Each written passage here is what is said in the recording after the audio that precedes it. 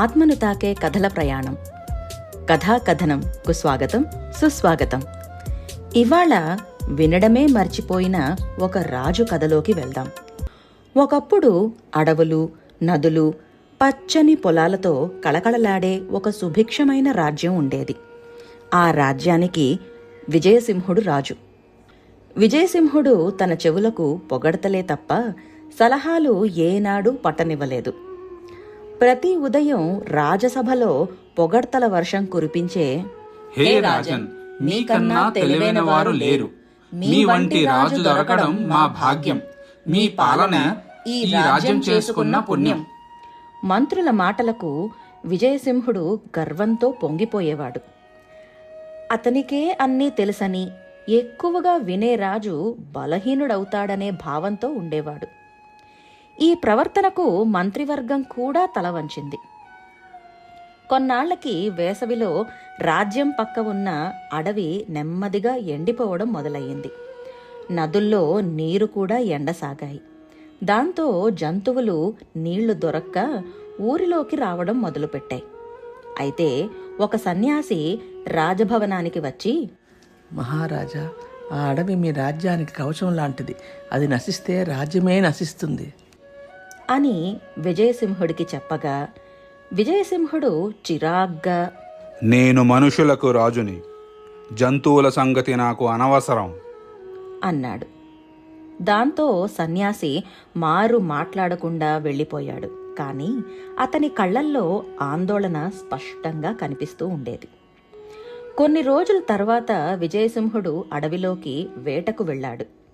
కాస్త దూరం వెళ్లేసరికి విజయసింహుడి గుర్రం బెదిరిపోయి జోరుగా పరుగు తీసింది.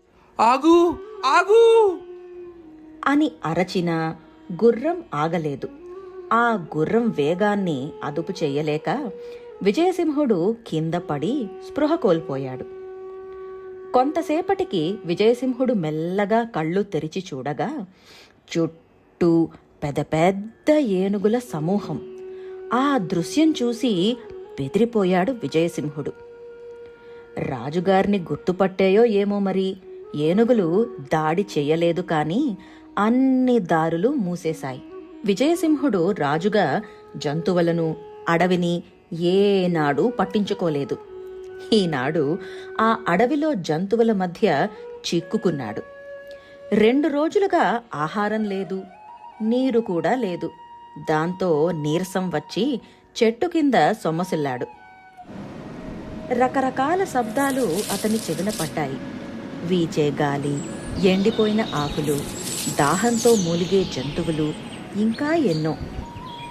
ఆ శబ్దాలన్నీ వినగా వినగా, అబ్బా, ఈ శబ్దాలు! అయినా ఇన్నాళ్ళు ఏదీ వినకుండా నాకు తోచినట్లు పరిపాలించాను. నేను చేసిందే సరే అనుకున్నాను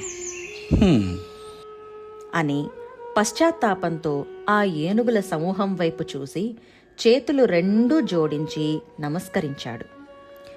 రాజులో మార్పును గ్రహించిన ఏనుగులు నెమ్మదిగా దారి విడిచాయి. రాజ్యం చేరగానే విజయసింహుడు అడవిని రక్షించడానికి, జంతువుల పరిరక్షణ కోసం, ఇంకా ప్రజల సంక్షేమం కోసం ఎన్నో పథకాలు జారీ చేశాడు. ఇంకా విజయసింహుడు తనకు తోచింది కాకుండా ఎక్కువగా విని సమస్య పరిష్కరించడం లేదా ఆజ్ఞలు జారీ చేయడం చేసేవాడు. దాంతో ప్రజలు సంతోషంగా, ఇంకా రాజ్యం సుభిక్షంగా ఉండేది. కిరీటం రాజుని చేస్తుంది, కానీ వినడం నాయకుణ్ణి చేస్తుంది అనేది విజయసింహుడి విషయంలో అక్షర సత్యం అయ్యింది కదూ. ఇంతకీ మీరు వింటున్నారు కదూ. సరే, ఇంకా వచ్చే కథలో కలుద్దాం. అంతవరకు సెలవు. Signing off. కథా కథనం, stories of the soul. Like, share and subscribe చేయడం మర్చిపోకండి.